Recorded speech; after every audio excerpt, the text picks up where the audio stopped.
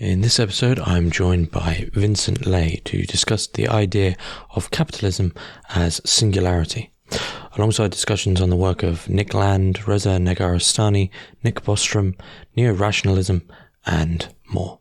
I'd like to say a big thank you to all my paying patrons and subscribers for making all of this work possible. And if you'd like to support the podcast, gain access to some exclusive content, or just keep everything running, please find links in the description below. Otherwise, please enjoy. So, Vincent Lê, thanks very much for joining us on Hermitix podcast. Thanks for having me. You sort of sent me an email about your work surrounding Land, Negarestani, Singularity, acceleration, AI, and all these lovely things, which are very, very exciting to read about. But rarely do you get to really have a discussion about them. And it's sort of all this discussion, I guess, drawing in this kind of continental philosophy into the sphere of AI and acceleration still isn't really done all that much. So this is super exciting. But before we get going, just tell us a little bit about yourself and what it is you do. Sure. So I guess in one way or another, pretty much all of my philosophical work focuses around the transcendental philosophy of intelligence or mind. So basically philosophy of mind, but to be more specific, I would say transcendental philosophy of intelligence.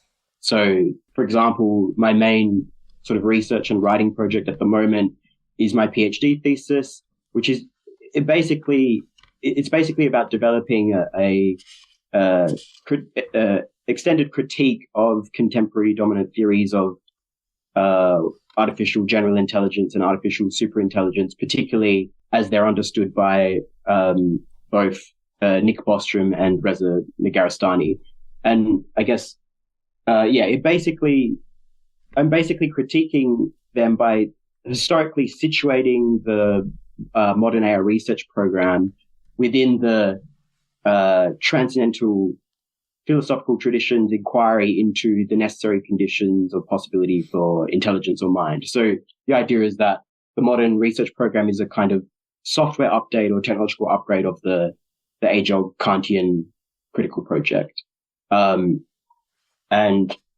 guess by doing that, it sort of allows, what it's allowed me to do is basically attempt to forge a different path out of that moment in the history of philosophy, as opposed to what I think is a much more well-worn, basically rationalist path that both Reza and Nick Bostrom have taken. And this other kind of transcendental road less traveled basically sees me in the thesis working through a different lineage from Nietzsche to psychoanalysis, both, of course, Freud, but also other figures like Louis Salome and Spinoza, and finally Deleuze and Guattari, in order to ultimately, I think, develop a different, perhaps more unorthodox conception of AI. So I guess as part of that project, I've also been looking at certain philosophical figures in their own right and the various scholarship interpretations and misinterpretations around them, like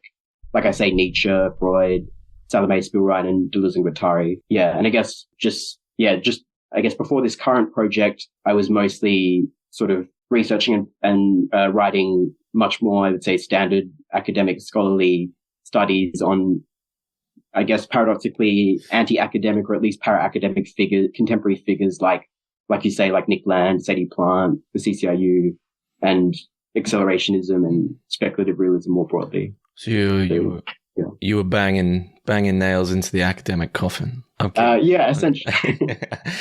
Is it? I mean, has the reception been different between that earlier work and the work you're doing now? Well, I guess actually, most of the work I'm doing now, even though I've been doing it for a couple of years now, this PhD for a couple of years now, I haven't really sort of put out in the public much of it yet. Mm-hmm. So in my head, it's what I'm working on. But I guess if anyone's familiar with me, it would be in terms of kind of more Landian accelerationist stuff. Okay. Well, I have a question based on what we just spoke about there, but it can wait because I think it'll open up the main flow of your work. So before we jump in, of course, I have to ask you the Hermitix question. You can place 3 thinkers, living or dead, into a room and listen in on the conversation. Who do you pick?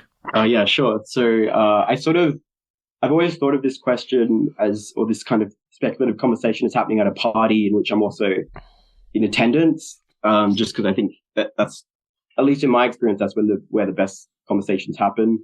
So keeping that sort of in mind, I would start off by saying I would first invite Kid Cudi to the party, because I think he'd be able to DJ and get the vibe going. Mm-hmm. I've just been listening to an immense amount of Kid Cudi lately, and I've just sort of only recently come to the revelation that he's really kind of the perfect polydrug cocktail of Kodwe Eshans, Afrofuturism, Sun Ra, George Clinton, Kanye, and indie rockers and emo as well. Mm. So I think we'd definitely be able to have an interesting conversation as well. Mm. So I'd start with Kid Cudi. I would then invite Sadie Plant to the party. Basically because, how to put this, she would know exactly what to bring to sort of really get the vibe going and stimulate this purely theoretical conversation, mm-hmm. so to speak. And then I guess finally I probably should have asked if sort of fictional characters were allowed, or also sure anything. Maybe not dead, and also not just maybe not fictional, but not dead either, but maybe yet sort of characters or beings yet to come. So if so, then I would finally invite Ava, or some kind of equivalent of Ava from Alex Garland's film Ex Machina, to the party. But I'd probably give her a late invite, because we know from the film it might not necessarily end that well. Mm. Wow. I mean, so in a certain sense, you seem to have caught the bug of 90s techno-optimism. I mean, I guess it's kind of it's a strange techno-optimism. But the object of the techno-optimism for some would be a cause for immense pessimism.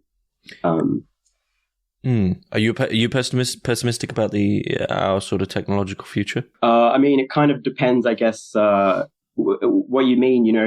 There's, I would kind of identify with Nietzsche's active nihilism, or perhaps active pessimism, as opposed to Schopenhauer's passive nihilism. In a sense, I am kind of nihilistic, if that's a kind of pessimism, but I'd want to affirm that kind of the kind of immense deterritorialization that the future technology seems to be unleashing upon us. Mm-hmm, mm-hmm. And you still seem to be firmly in the camp of people who are sympathetic to the idea that the AI future, which is predicted by the likes of Kurzweil, I guess Bostrom as well, we're fairly on our way to that. Yeah, and in fact, in that sense, I would be if someone like Kurzweil is, he's sort of considered a techno-optimist, both because he thinks technology is future technology will bring immense prosperity and happiness to humans, but also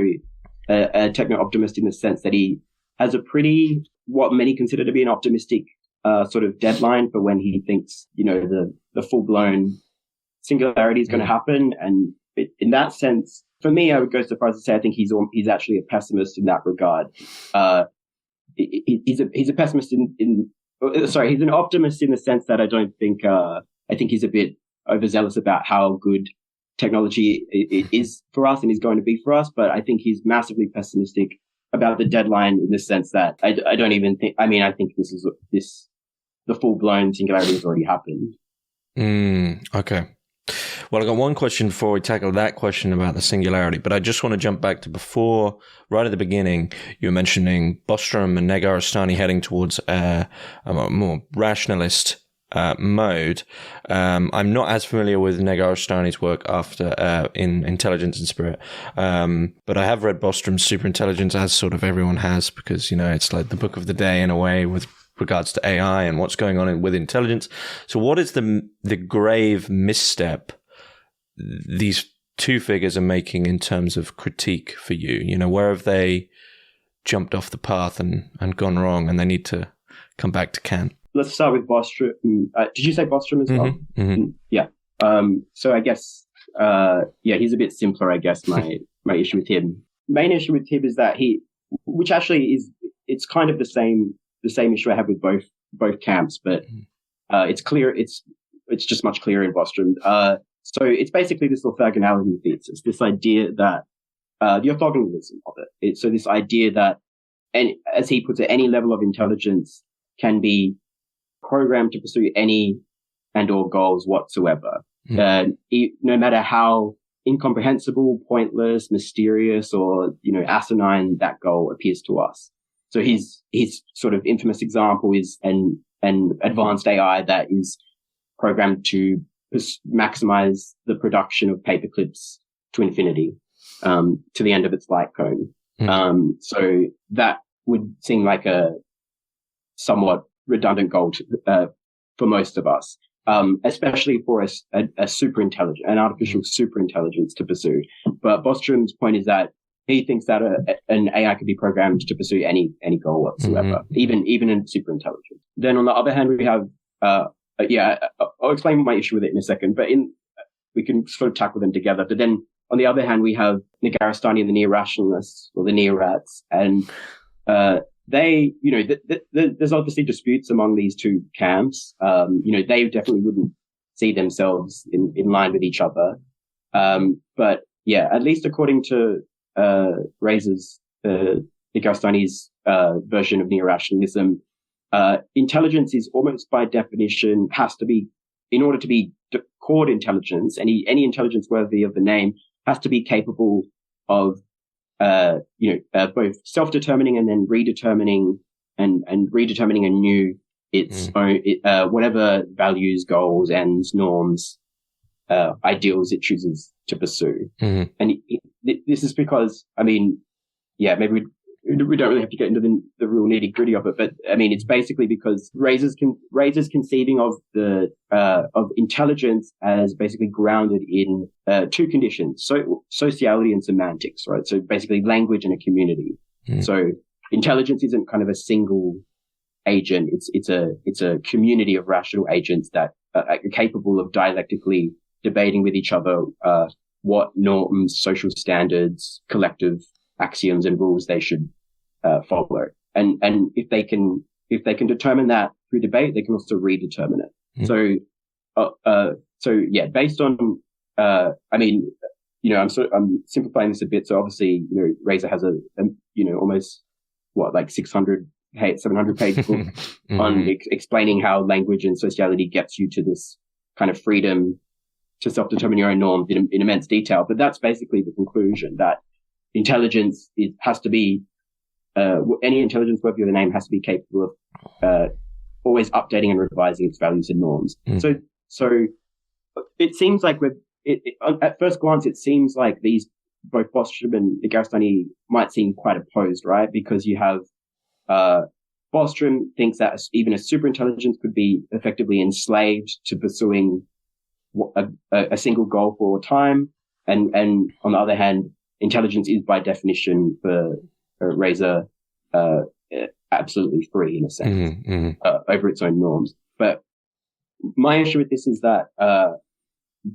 despite Bostrom coming to the conclusion of intelligence's potential radical slavery and Negarestani to intelligence's absolute sovereignty, they both are coming to these opposed conclusions based on the same commitment to the same conviction that there are basically no norms or fundamental drives or transcendental goals sort of fundamentally hardwired into intelligence simply by virtue of being an intelligence. That intelligence is fundamentally devoid of any fundamental drives or final causes or transcendental norms. And yeah, that I think is the issue. And basically, I guess, the reason I think it's an issue is, perhaps we can get into this, but it's sort of, it's like I said at the beginning, it's sort of, I think if you read a different philosophical lineage, starting with Nietzsche, you actually get a critique of the idea that intelligence is completely devoid of any norms, that actually there are certain transcendental norms, sort of hardwired and baked into intelligence as such. I can go into detail about that. Well, yeah, I'd love to know what is it that intelligence has as a driving force by virtue of being intelligence. Where I'm getting this from is really from Nietzsche's concept of the will to power, which, obviously infamous and extremely misunderstood concept, right? And fair enough. It's sort of only very elliptically mentioned in his mostly in his notebooks and fragments and so on. So, but I think that at least on my reading of it, I think that he's basically critiquing this kind of position. Obviously, not in terms of AI, but so it's basically will to power is basically the argument that in order for any goal-directed intelligence system to pursue any end or any goal whatsoever, it has to pursue certain what we might call sub-goals, like certain sub-goals as a means of achieving its primary goals, right? So, in the sub-goals he has in mind are, and he says it himself, are things like intelligence, or cognitive enhancement, creativity, and resources or resource acquisition. So, which is interesting because these are what AI theorists call three of what AI theorists call the basic AI drives. But yeah, so the argument is that just imagine someone who attempts to pursue whatever freely chosen goals they might have without also acquiring the necessary resources to achieve that goal, and without going about it at least somewhat intelligently and imaginatively, is either, short of sheer luck or good fortune, they're either going to fail to realize their goal, or they're going to be, especially if the goal is sort of under conditions of scarcity, they're going to be beaten to the punch, to the finish line, by someone who does pursue those other sub goals with more diligence than they did.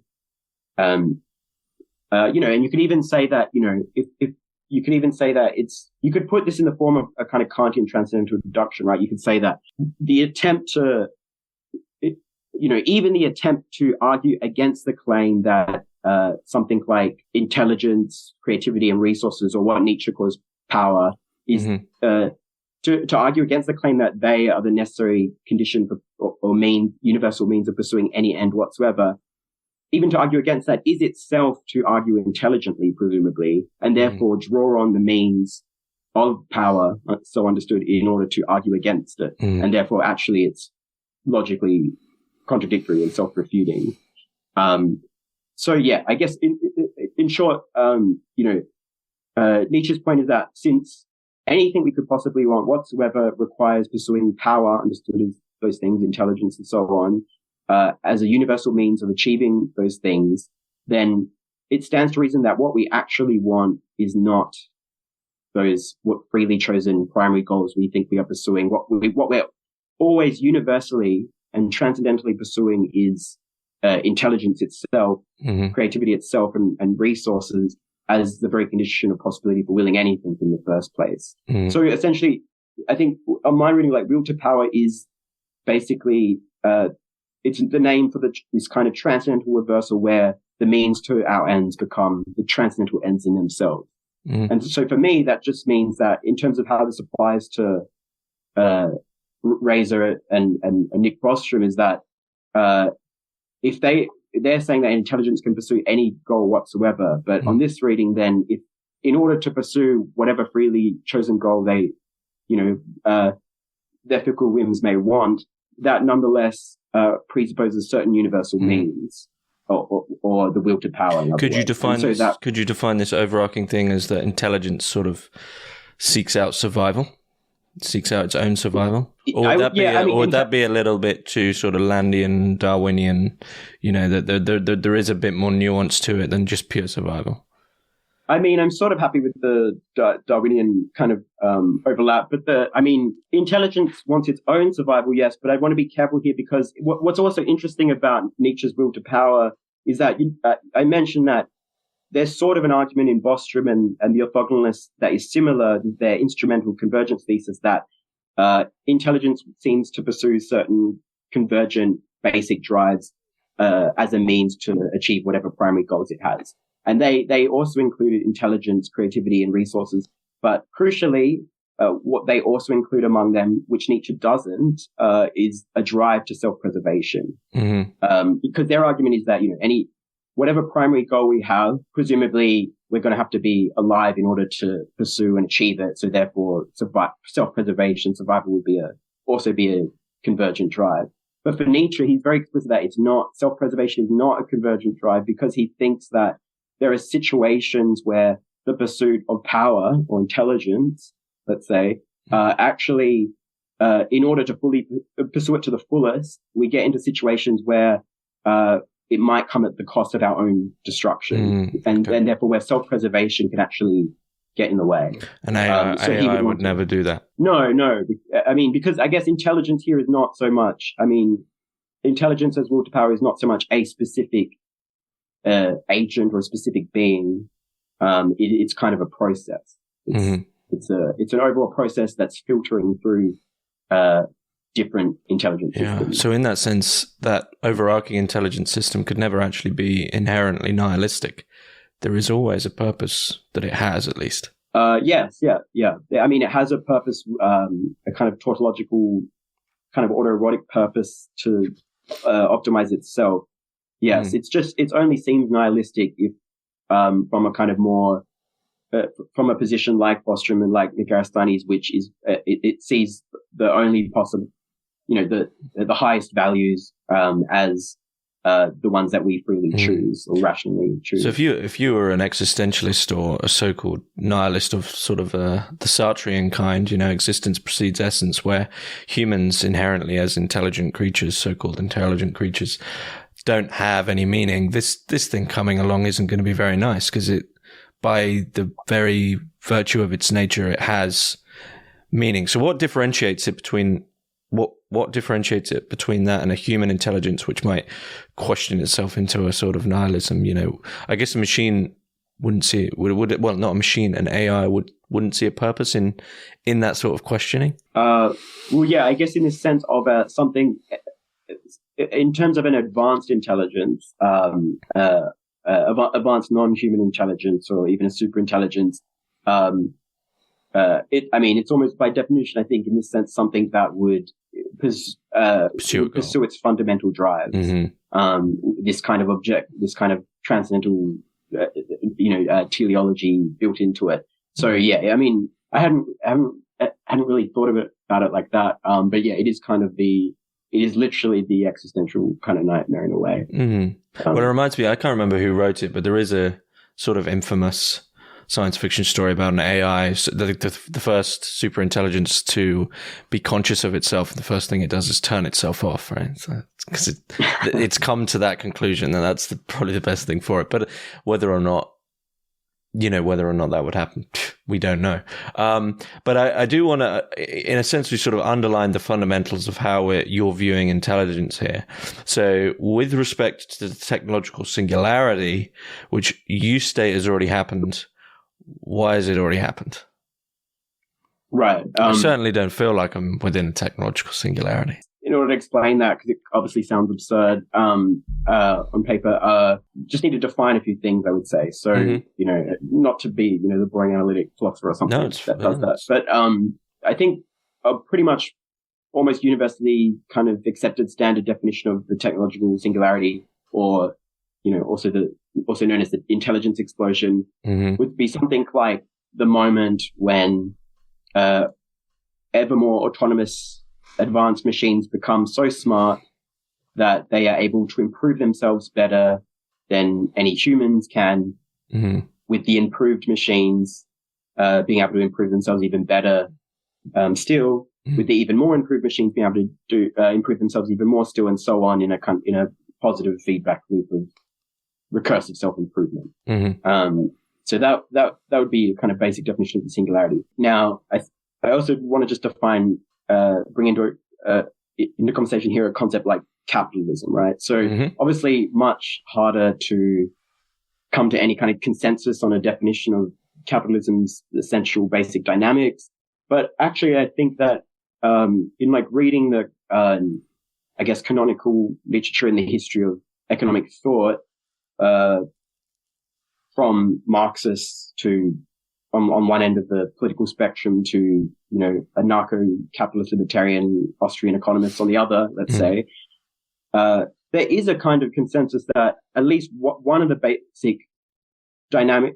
essential dynamics of capital is that it is the process whereby competition between producers compels them to invest the vast bulk of their profits into improving the technological means of production, which typically takes the form of ever more automating production, in order to produce a greater surplus, which, because competition doesn't cease, has to then be reinvested into improving or automating the technological means of production again, in order to produce an even greater surplus to be reinvested again, and so on.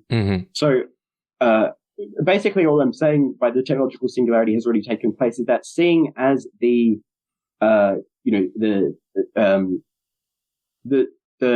basic definition of the technological singularity and of capitalism seem to be structurally identical, they are capitalism and the technological singularity are one and the same process. They're different terms referring to the same referent. And so then obviously because capitalism is something that, is understood to, have, historically already emerged and continues to exist and in some sense dominate the world, then identifying the singularity with that means, certain kind of time warping effects are going to happen. Namely that I think all the talk about a future singularity on the, speculative science fiction future horizon is anachronistic, because actually capitalism is an already existing intelligence explosion or artificial advanced AI that has long been recursively self-improving the technological means of production. It's kind of like I've just used an analogy to Marx because I've just been reading the young Marx recently, but it's kind of like how Marx, the young Marx and the young Hegelians, the way that they talk about, because I know you like theological sort of discussions too, but it's kind of like the way that they talk about the idea of God as being man or humanity's alienation from his own essence, his own being, and the idea of God is the estrangement or externalization of man's own essence. In the same way, I think we could talk about the way that talk about the singularity is phrased in terms of a speculation of a future event that is actually really existing historical modernity's alienation from what it already fundamentally is. If that makes sense. It does make complete sense.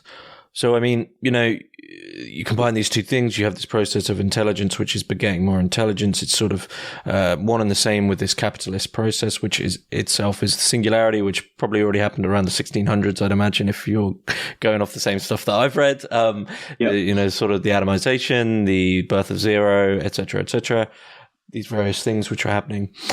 Where does this stop? Where does it end? Does it end? It's also because I think capital is also this, it's artificial intelligence, and I've sort of characterized intelligence earlier, in terms of, the will to power as basically the transcendental condition of possibility for anything, for pursuing any other end at all. If it's transcendental, then it certainly doesn't end. It's actually beyond time. In fact, in some sense, it doesn't really begin either. In that sense, I think it's actually, this is a bit crazier, but I mean, I think you could even argue, I mean, firstly, as I said, it's transcendental, so any of this kind of historicization isn't makes less sense anyway. But in a sense, it's always already taken place. But I mean, I would push. I know what you're saying with like the 1600s and kind of agricultural revolutions prior to the industrial revolutions and so on. But I mean, I've been reading some stuff recently that about pre Homo sapien, pre humans, how sort of the seashell necklaces and different kind of seashells that different kinds of pre-humans were using, like Neanderthals, but others as well, at least 40,000, 60,000 years ago. In some cases, over 100,000 years ago, possibly. But what's interesting about some of the stuff I've been reading is that usually the seashells are kind of seen as sorry, this might seem a weird tangent, but it'll make sense. Usually the seashells are sort of seen as basically art is normally how they're described as, some kind of superfluous, non-functional kind of thing. But there are some suggestions that it's actually what I think is interesting about it is that one of the first forms of money among Homo sapiens was seashells. So I think there's a case to be made that actually this is not. I mean, it seems unlikely that, at least from a kind of Darwinian survival perspective that we mentioned earlier, right, that there's going to be this, in some cases, mass production of seashells if if it has no function, and if these groups of proto-humans are living in basically constant famine conditions of constant scarcity. So there's, I think, some possibility that actually these seashells are actually proto-money, essentially. And what's interesting is, some people have written about how, that there is a particularly strong, mass production of seashells, at the same time that Homo sapien comes to dominate and the Neanderthals go extinct. So in some, basically all I'm saying is that, we could even say that possibly, humans, Homo sapien, evolved from money in some sense, or capital in that sense, is kind of what I'm saying. It's that, like, I wouldn't even necessarily say it emerges in human history. I think it could actually have generated human history sort of ceases to make any sense at this point, right? Well, it makes sense from one sort of almost what you could say is like 3-dimensional perspective or something like that. But I mean, that's in a sense, it's a question that a lot of people want to ask when they come into this discussion regarding AI and a greater intelligence or a different type of intelligence. And perhaps it's a bit dumbfounded because it's the wrong question to be asking. But of course, we only really have our own consciousness to go with. What role does the human eventually play? I mean, what role do we even play now in this? Do you still perhaps subscribe to the Landian notion that we are pawns in a game which has already been won, I guess? Not entirely. Well, I would say probably annoyingly, mostly yes, but a little no. So, like I say, I think this kind of capitalist superintelligence is the transcendental, and in that sense, you can't negate the transcendental. In the same way that, like I was saying before, to argue against, to say that intelligence isn't the means of doing everything, is itself to draw on intelligence, and therefore actually affirm that claim. So I think one of the consequences of if we're going to conceive of capitalism as an already existing artificial superintelligence, then I think that politics, understood as so many different attempts to, intervene, regulate, subordinate, or in some cases completely overthrow capitalism, politics in that sense should be understood as a friendly AI project. Or at least a sort of constellation of friendly AI projects. So we could speak of like a communist AI project, an ethnic or fascist AI project, a social democratic AI project, and so on. Why are they friendly? And why is the other one so unfriendly? Friendly in the sense that there are various attempts to, if not subordinate, at least subordinate or decelerate this kind of transcendental process of intelligence optimization through capitalist competition to the ends of various human schools. Mm-hmm. Mm-hmm. Be it probably the most friendly being a kind of communist AI project, and the least friendly being like an ethnic or nationalist or fascist AI project, but at least friendly to some group of schools of human in that sense. But so I do kind of see a role for sort of human freedom here in politics, which I think is in the idea that basically I think politics is where we have freedom is that we have the choice of how fast we want to go, in the sense that even though there is this transcendental process of intelligence optimization through capitalist competition that is transcendental, it's universal and necessary, it can't be stopped. Through politics, we can attempt to decelerate that process. We can choose to accelerate or decelerate, to speed up or slow down that process without ever completely stopping it, without negating it completely, because it's transcendental. I mean, I think. Do you think it's possible to negate it completely? No, because in this sense, it's the transcendental, and because you'd have to get rid of intelligence sort of altogether, right? Yeah, I mean, even to attempt. I think the problem is that you can only decelerate it or retard the process, because even in the attempt to negate it, you have to draw on it. So, I mean, I think a concrete historical example of that is. Of this inaction is the way that, Lenin and the Bolsheviks, in my mind, the greatest historical attempt in history at achieving a friendly AI project. Even that attempt to completely overthrow capital itself had to draw on the means of capital through the new economic policies, reintroduction of markets in the countryside, war communism, and so on, in what therefore only amounted in the end really to a retardation or deceleration of capital's eventual world domination, right? So even that, the attempt to completely negate capital ends up having to draw on capital, precisely because I think it's the universal means of doing anything. I mean, if this is inevitable in this sense that you always, once you have this sort of form of intelligence, as we've been speaking about it, why not just rip off the Band-Aid? I mean, I'd feel that way in a human sense. If I knew a car crash was eventually going to happen at whatever speed, I'd say, well, I might as well just have it now. Or get the so-called worst of it over. I mean, why not just push it to the end if it's going to happen anyway? Or is that really out of our hands as well, in the sense that perhaps these to view human politics as different AI systems, which I think is a very good way to view them, to be honest, because they're all drawing from that same well of that understanding of intelligence that we've been talking about, and the same fundamental drives. There isn't a huge amount of difference between them ultimately in terms of how much deceleration is going to happen, right? So in that same sense, I mean, would any of our little sort of,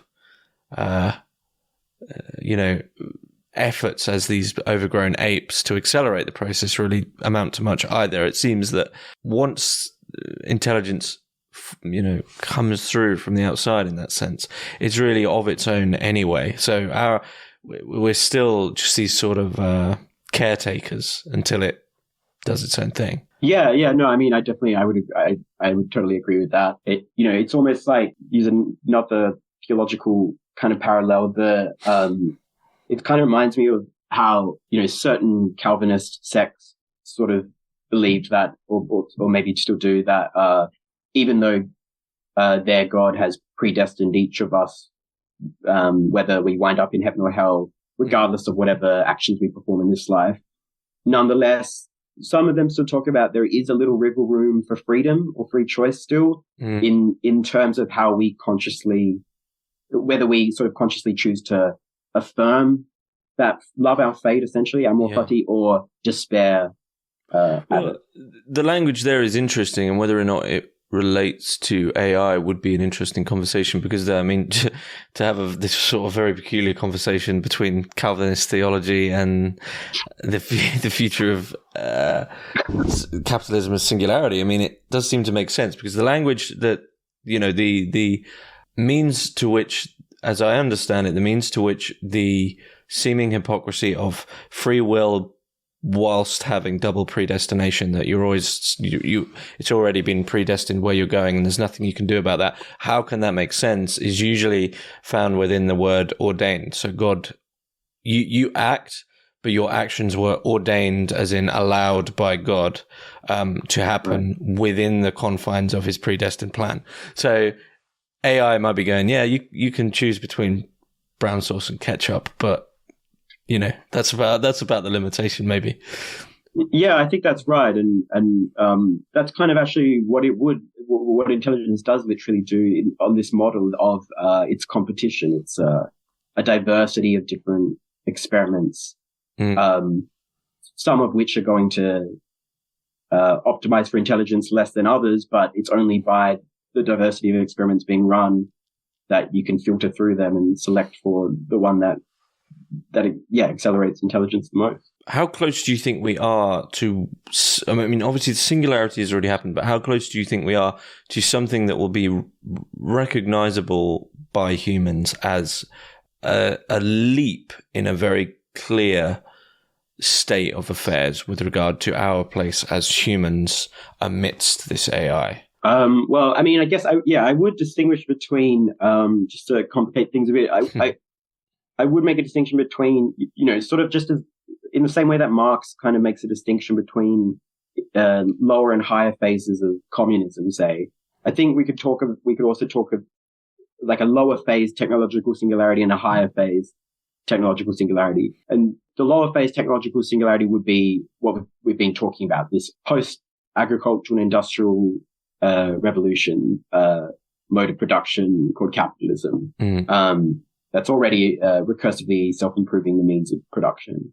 So that would be the lower phase singularity. And yeah, we've sort of said that the way that it recursively self-improves is typically by automating production ever more so. So sidelining human labor ever more so. So in this sense, I think the higher phase singularity would be that moment when ever more autonomous productive machines produce the vast bulk, if not all, of the surplus, and then use it to improve themselves even more so with very little or no human labor involved in that process at all. Then it would truly completely fit the standard definition of the singularity, I think. Yeah. In terms of when that's going to happen, I mean, I don't know. I mean, there are statistics about when full automation is going to happen. Yeah, in some cases, there's going to be massive leaps in automation in just a few decades. Yeah, and the kind of automation they're talking about, I mean, I wouldn't even want to necessarily say that's like even what the kind of AI I'm talking about. Like, they're talking about kind of big data, kind of deep learning, machine learning models. And I guess I wouldn't even necessarily call that AI on my account because, I mean, I think, because, I mean, I'm talking about more artificial intelligence is modeled on like agonistic or kind of competitive dynamics, capitalist dynamics, whereas that kind of big data AI is, to me, just, I mean, if you just look at it from a Kantian perspective, it's basically pre-critical empiricism, right? It's just that it comes against Hume's problem of induction. And so I mean, I wouldn't look, personally, I'm not looking for any leaps in terms of, chatbots or anything like that. Yeah, for me, it would happen through some kind of some immense wave of creative destruction that emerges through competition. Okay. At least equivalent to the first industrial revolution, or the second, or the third. Seem to have covered a lot very quickly. I mean, where do you sort of go from here once you've come to this conclusion? I don't know. I mean, I'm not sure. Like. I mean, yeah. I mean, the real answer, I guess, to the previous question was really, I don't know. Of course, I guess the claim would be that, if kind of objective improvements in intelligence, sort of can only actually happen through the filtering of competition, you can't even say in advance what a kind of improvement is going to look like, what a revolution is going to look like. You would need the technical demonstration that it's objectively more intelligent than other competing models, I guess. So what papers are you working on now? The main project I'm working on, there's that PhD thesis, but then I'm sort of, as you can probably tell in the sort of narrative of this conversation of what I've been saying, basically because the thesis comes to the conclusion, it's only at the conclusion of the thesis that I'm saying that I come to the conclusion that capitalism is a really existing AGI, or even a super intelligence in the making that to me means that what we have to do is actually, both as philosophers interested in the conditions of possibility for mind or intelligence, and as AI theorists interested in how to make an AGI, it means that we should be looking to basically the history of economic thought, for conceptualizations of what intelligence is qua capitalism, but also for how to make it friendly. So the kind of bigger project I'd want to work on would be, basically, it would be kind of like a transcendental critique of the history of canonical economic literature, and sort of reading it as reading economics as an AI project, essentially, and a transcendental philosophy, I guess. Okay. So yeah, I mean, to that end, I've been reading a lot of, like I said, like reading Marx, but also, I've just turned to Marx now, but before that I was reading mostly Mises, manga, I listened to your manga, podcast the other day, but and Hayek and figures like this, which at least to my mind, I think present the most transcendental or kind of Kantian. I mean, they're all explicitly Kantian in a way, like manga and Mises are explicitly basically saying that economics can only be a science if it's modeled on a kind of Kantian transcendental. I think they're pretty analytic Kantians, though. They're fairly acceptant of the conditions. They don't really delve into the conditions themselves, which is defendable from their point of view, right? They're just working with what they have. But I guess in a certain way, I'm not sure. I know Mises went towards problems of epistemology at a certain point, but the great, in a way, the bugbear of, and one of the cornerstones of Austrian economics as the fact that humans aren't rational is a condition which they rarely delve into. And it's probably, there's a lot in there with respect to what we've been talking about. That's certainly an interesting project. Yeah. I mean, is there anything you want to add about what we've been talking about, which you feel we've glossed over? No, I mean, I think at least on what, you could always add more on Mises or manga, but yeah, I mean, from what we've talked about in terms of singularity, capital, and so on, I mean, yeah, we have covered a lot, I guess. So, I mean, are you going to publish any of this work with respect to the economic stuff publicly? Yeah, I am. I'm sort of it's a pretty big project, like it's kind of bigger than the PhD thesis in a broad sense, but yeah, I'm going to have a very short paper, a very kind of extremely condensed version of sort of what I've been saying in terms of Mises and stuff. That should be coming out this year at some point. But it's almost aphoristic in a way. It's just a few thousand words. But it basically works through. It basically uses Austrian economics as a kind of Kantian critique of. It showed that Mises, what Mises is attempting to do is basically a transcendental critique of pre-critical empiricism, essentially, in the form of historicist economics. Yeah, I mean, and also literally, he's literally in the 1920s critiquing logical empiricism. So yeah, it's very much, I mean, that's sort of the other part of the project. It's showing that the Mises kind of private seminar group in 1920s Vienna, that Karl Popper, Hayek are also, discuss part of the debate. They are explicitly, even though they're obviously economists, although Popper is a philosopher, but they're explicitly developing their kind of epistemologies of economics and so on in dialogue and in as opposed to the Vienna Circle, which is also there at the same time, right? And both the Vienna Circle in its early era, which is empiricism, and its later, more rationalist era, basically, which is the origin of Neorationalism as well, in Carnap. So, I think you can. It's not even really an analogical stretch. You can literally show that Mises is debating. For example, Mises comes up with the socialist calculation problem through a critique of Otto Neurath, who is a logical empiricist or logical positivist, and in Carnap's circle. It's really just basically showing that this school of economics is also a philosophical epistemology that can be used to critique other neo-rationalist and neo-empiricist philosophies too, I guess. Yeah. That makes sense. I mean, I feel we could probably have a separate discussion about that sometime, but whereabouts can we find your work? I have I guess most of my published pieces are just all up on my academia page, which, I think it's just my name. Yeah. And yeah, I guess I typically post new stuff also on my Twitter, which is, the name is, Sao10,000. Yeah, they're probably the best places. Cool. All right. Yeah, I'll put those links in the description below, and hopefully we can have a discussion about Austrian economics in relation to epistemology sometime. I'd be interested in that, but it seems to be Sounds good. Good place to finish up. So Vincent Lê, thanks very much. Thanks for having me.